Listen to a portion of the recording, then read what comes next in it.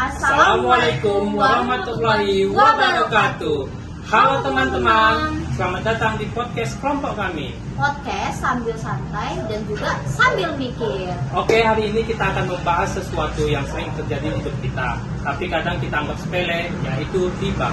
Dan jujur aja ya Wi, hampir semua dari kita pernah melakukan yang namanya riba, entah itu sengaja atau enggak. Makanya obrolan kali ini bukan buat ngejudge, tapi buat kita sama-sama belajar. Oke, kita mulai dari dasar dulu nih. Menurut kamu nih, kira-kira riba itu sebenarnya apa? Kalau dijelasin secara simpel, sebenarnya riba itu adalah tambahan dalam satu transaksi. Nah, contoh transaksinya adalah utang piutang. Jadi, ada dua pihak yang satunya akan untung, sedangkan yang satunya tetap harus menerima. Dan hal ini bersifat tidak seimbang dan tidak adil. Berarti masalah utamanya ada di ketidakadilannya ya? Iya, benar banget. Dan dalam Islam sebenarnya sangat tegas soal keadilan. Makanya riba itu dilarang. Nah, terus kan Win, yang menariknya nih, larangan riba dia bukan hanya karena faktor ekonomi aja, tapi juga salah satu faktornya itu bisa dari sosialnya, terus juga bisa dari moralnya. Nah, apalagi nih di negara Wakanda ini kan suka tuh hal-hal yang berbau riba, terus juga petiga-petiga jadi suka nih hal-hal yang berbau korup. Nah, jadi di kehidupan sekarang, riba itu bentuknya apa aja sih?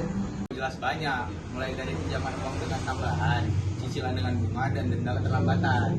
Nah, kadang kita tuh mikir semua orang pasti berbuat kayak gini, tapi semua itu belum tentu benar. Relate sih, apalagi kalau yang itu kepepet. Nah, itu poin pentingnya, riba itu datang saat orang lagi butuh, jadi posisinya nggak seimbang. Makanya, Islam menutup celah itu supaya nggak ada yang dimanfaatkan dalam kondisi yang lemah.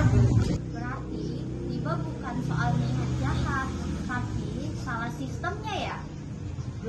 Nah iya, jadi nggak semua orang tuh punya niat jahat gitu buat ngelakuin riba ini. Cuma mereka itu kayak kejebak sistemnya aja gitu, terpaksa buat ngelakuin hal itu. Jadi kalau riba terus dianggap biasa, gimana sih dampaknya?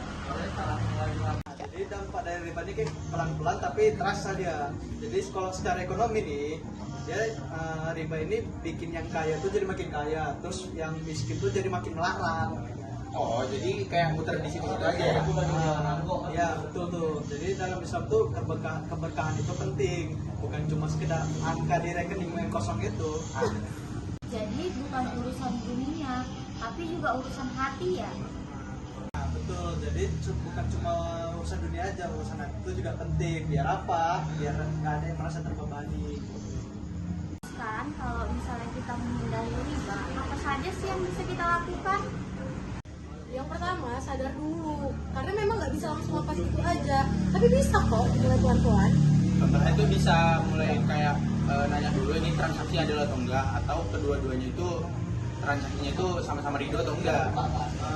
Bisa dibilang kayaknya adil sih, karena Islam kan juga menyediakan beberapa alternatif, beberapa cara yang alternatif, kayak dari jual beli yang secara jelas, terus juga ada bagi hasil, sama dalam Islam tuh boleh melakukan kerjasama dengan usaha, beberapa usaha. Berarti Islam itu nggak ribet ya?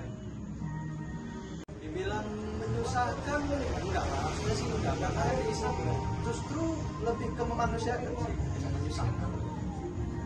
Nah, dari obrolan ini kita bisa lihat kalau riba ini bukan cuma konsep lama, tapi isu yang dekat banget dengan kehidupan kita. Semoga setelah ini kita bisa lebih peka dan lebih berhati-hati dalam bertransaksi ya guys.